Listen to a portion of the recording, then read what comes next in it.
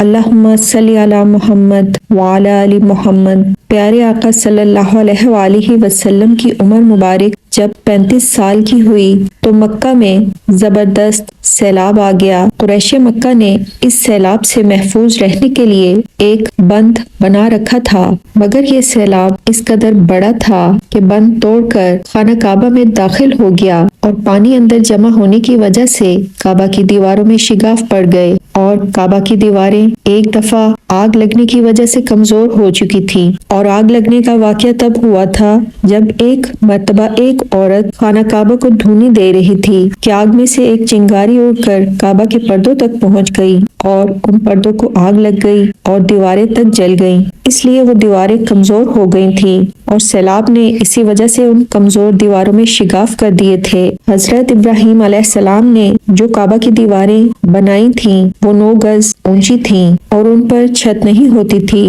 لوگ کعبہ کے نذرانے وغیرہ لاتے، یہ نذرانے کپڑے اور خوشبوؤں وغیرہ ہوتی تھیں۔ کعبہ کے اندر جو کنواں تھا، یہ تحفے اور نذرانے اس کنویں میں ڈال دیے جاتے تھے۔ کنواں اندرونی حصے میں دائیں طرف تھا، اس کو کعبے کا خزانہ کہا جاتا تھا۔ کعبے کے خزانے کو ایک مرتبہ ایک چور نے چرانے کی کوشش کی تو اللہ کے حکم سے چور کنویں میں ہی مر گیا۔ اس کے بعد اللہ تعالیٰ نے اس کی حفاظت کے لیے ایک سانپ کو مقرر کر دیا۔ یہ سانپ کنویں کے منڈیر پر بیٹھا رہتا تھا اور کسی کو خزانے کے نزدیک نہیں جانے دیتا تھا اور قریش اس سے خوف زدہ رہتے تھے۔ اب جبکہ خانہ کعبہ کی دیواروں میں شگاف پڑ گئے تھے اور نئے سرے سے اس کی تعمیر کا مسئلہ پیش آ گیا تو اللہ تعالیٰ نے ایک پرندے کو بھیجا تو وہ پرندہ سانپ کو اٹھا کر لے گیا۔ یہ دیکھ کر قریش کے لوگ بہت خوش ہوئے۔ اب انہوں نے نئے سرے سے کعبہ کی تعمیر کا فیصلہ کیا کہ اس کی بنیادوں کو مضبوط بنا کر دیواروں کو زیادہ اونچا اٹھایا جائے، اس طرح دروازے کو بھی اونچا کر دیا جائے گا تاکہ کعبہ میں کوئی داخل نہ ہو سکے،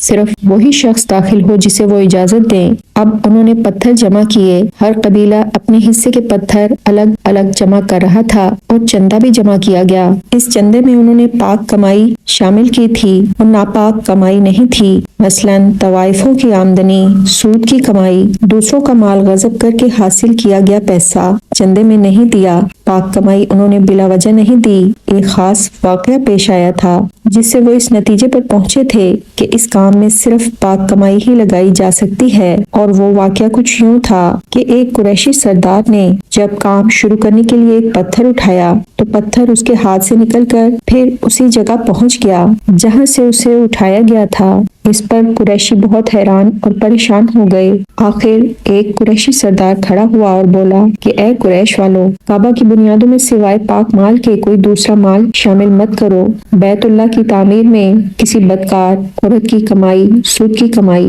یا زبردستی حاصل کیا گیا پیسہ ہرگز شامل نہ کرنا۔ یہ سردار واحد نبی صلی اللہ علیہ وآلہ وسلم کے والد حضرت عبداللہ کا ماموں تھا اور وہ اپنی قوم کا ایک شریف آدمی تھا۔ جب قریش کے لوگ خانہ کعبہ کی تعمیر کے لیے پتھر ڈھونڈ رہے تھے تو ان لوگوں کے ساتھ پیارے آقا صلی اللہ علیہ وآلہ وسلم بھی پتھر ڈھونڈنے میں شریک تھے۔ آپ صلی اللہ علیہ وآلہ وسلم پتھر اپنی گردن پر رکھ کر لا رہے تھے۔ تعمیر شروع کرنے سے پہلے قریش کے لوگوں نے خوف محسوس کیا کہ دیواریں گرانے سے کہیں ان پر کوئی مصیبت نہ نازل ہو جائے۔ آخرکار ایک سردار ولید بن مغیرہ نے کہا کہ کعبہ کی دیواریں گرانے سے تمہارا ارادہ اس کی درستگی اور مرمت کا ہے، اس کو خراب کرنے کا نہیں۔ جواب میں لوگوں نے کہا ظاہر ہے ہم تو مرمت ہی چاہتے ہیں۔ یہ سن کر ولید نے کہا تب پھر سمجھ لو کہ اللہ تعالیٰ اصلاح کرنے والوں کو برباد نہیں کرتا۔ پھر ولید ہی نے گرانے کے کام کی ابتدا کی، لیکن اس نے ابھی صرف ایک ہی حصہ گرایا تھا کہ معلوم ہو جائے کہ ان پر کوئی تباہی تو نہیں آتی۔ جب وہ رات خیریت سے گزر گئی تو دوسرے دن سب لوگ اس کے ساتھ شریک ہو گئے اور پوری عمارت گرا دی گئی، یہاں تک کہ اس کی بنیاد تک پہنچ گئے۔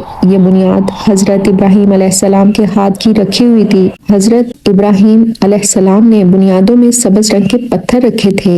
یہ پتھر اونٹ کی کوہان کی طرح کے تھے اور ایک دوسرے سے جڑے ہوئے تھے۔ इन लोगों के लिए उन पत्थरों को तोड़ना बहुत मुश्किल साबित हुआ। दाएं कोने के नीचे से कुरैश को एक तहरीर मिली। वो तहरीर सरयानी जुबान में लिखी हुई थी और कुरैश को सरयानी जुबान नहीं आती थी। आखिर एक यहूदी को तलाश करके लाया गया। उसने वो तहरीर पढ़कर उन्हें सुनाई, जिसमें लिखा था कि मैं अल्लाह मक्का का मालिक, जिसको मैंने इस दिन पैदा किया और मैंने आसमानों और जमीनों को पैदा किया। जिस दिन मैंने सूरज और चांद बनाए, मैंने उनको यानी मक्का को 7 फरिश्तों के जरिए घेर दिया है। इसकी अजमत उस वक्त तक कायम नहीं होगी जब तक इसकी दोनों तरफ पहाड़ मौजूद हैं, और इन पहाड़ों के सरदार एक तो अबू कबीस पहाड़ है जो कि सफा पहाड़ी के सामने है, और दूसरा काकान पहाड़ है जो मक्का के करीब है, जिसका रुख अबू कबीस पहाड़ की तरफ है। ये शहर अपने बाशिंदों के लिए पानी और दूध के लिहाज से बहुत बाबरकत और नफे वाला शहर है। ये पहली तहरीर थी। दूसरी तहरीर मुकाम इब्राहिम से मिली और इसमें लिखा था कि मक्का अल्लाह ताला का मोहतरम और मुअज्जन शहर है। इसका रिज़्क 3 रास्तों से इसमें आता है। यहाँ 3 रास्तों से मुराद कुरैश के 3 तिजारती रास्ते हैं। इन रास्तों से काफी आना जाना था। तीसरी तहरीर इससे कुछ फासले से मिली, जिसमें लिखा था कि जो भलाई बोएगा लोग इस पर शक करेंगे, यानी इस जैसा बनने की कोशिश करेंगे, और जो शख्स रुसवाई बोएगा वो रुसवाई और निदामत पाएगा। तुम बुराइयां करके भलाई की आस लगाते हो। हाँ, ये ऐसा ही है जैसे कीकर यानी कांटेदार दरख्त में कोई अंगूर तलाश करे। ये तहरीर काबा के अंदर पत्थर पर खुदी हुई मिली। काबा की तामीर के सिलसिले में कुरैश को पत्थरों के अलावा लकड़ी की भी जरूरत थी। छत और दीवारों में लकड़ी की जरूरत थी। लकड़ी का मसला इस तरह हल हुआ कि एक जहाज अरब के साहिल से आकर टकरा गया। आज इस मुकाम को जद्दा का साहिल कहा जाता है। ये पहले मक्का का साहिल कहलाता था, इसीलिए मक्का का करीब तरीन साहिल यही था। इस साहिल से टकराकर जहाज टूट गया। वो जहाज किसी रूमी ताजिर का था। इस जहाज में शाह रोम के लिए संगे मरमर, लकड़ी और लोहे का सामान लेकर जाया जा रहा था। कुरैश को इस जहाज के बारे में पता चला तो ये लोग वहां पहुंच गए और उन लोगों से लकड़ी खरीद ली। इस तरह छत की तामीर में इस लकड़ी को इस्तेमाल किया गया। आखिर खाना काबा की तामीर का काम हिजरे अस्वद तक पहुंच गया। अब यहाँ एक नया मसला पैदा हो गया। सवाल ये पैदा हुआ कि हिजरे अस्वद को कौन उठाकर इस जगह पर रखेगा। हर कबीला ये फजीलत खुद हासिल करना चाहता था, इसलिए ये झगड़ा इस कदर बढ़ गया कि मरने मारने तक नौबत आ गई। लोग एक दूसरे को कत्ल करने पर तुल गए। कबीला उद्दीन और कबीला अबुलदाद ने एक साथ मिलकर एक बर्तन में खून भरा और उसमें अपने हाथ डुबोकर कहा कि हिजरे अस्वद हम खुद रखेंगे। इस तरह दूसरे कबीले भी उठ खड़े हुए और तलवारें न्यामों से निकल आईं। आखिर वो सब बैतुल्लाह में जमा हो गए। उन लोगों में अबू उमैया बिन मुगीरा भी था। उसका नाम हुज़ैफा था। कुरैश के पूरे कबीले में ये सबसे ज्यादा उम्र वाला शख्स था। ये उम्मुल मुमिनीन उम्मे सलमा रज़ी अल्लाह तआला अन्हु के वालिद थे। ये कुरैश के इंतहाई शरीफ लोगों में से थे। मुसाफिरों का सफरी सामान, खाना वगैरह देने के सिलसिले में ये बहुत मशहूर थे। जब कभी सफर करते तो अपने साथियों के खाने पीने का सामान खुद किया करते थे। इस वक्त इस शदीद झगड़े को खत्म करने के लिए उन्होंने एक हल पेश किया। उन्होंने सबसे कहा कि कुरैश के लोगों, अपने झगड़े को खत्म करके तुम यूं करो कि हरम के सफा नामी दरवाजे से जो शख्स सबसे पहले दाखिल होगा उससे फैसला करा लो। वो तुम्हारे दरमियान जो फैसला करेगा वो सब मान लें। ये तजवीज सब ने कबूल कर ली। आज इस दरवाजे को बाबुल सलाम कहा जाता है। यह दरवाजा रुकने यमानी और रुकने असवद के दरमियानी हिस्से के सामने है। अल्लाह ताला की कुदरत के इस दरवाजे से सबसे पहले नबी पाक सल्लल्लाहु अलैहि वसल्लम तशरीफ लाए। कुरैश ने जैसे ही आप सल्लल्लाहु अलैहि वसल्लम को देखा तो पुकार उठे कि ये तो अमीन है, ये तो मोहम्मद है, हम इन पर राजी हैं। और उनके ऐसा कहने की वजह ये थी कि कुरैश अपने आपस के झगड़ों के फैसले आप सल्लल्लाहु अलैहि वसल्लम से ही करते थे। आप सल्लल्लाहु अलैहि वसल्लम की बेजा हमायत नहीं करते थे, ना बिला वजह किसी की मुखालफत करते थे। फिर इन लोगों ने अपने झगड़ों की तफसील आप सल्लल्लाहु अलैहि वसल्लम को सुनाई। सारी तफसील सुनकर आप सल्लल्लाहु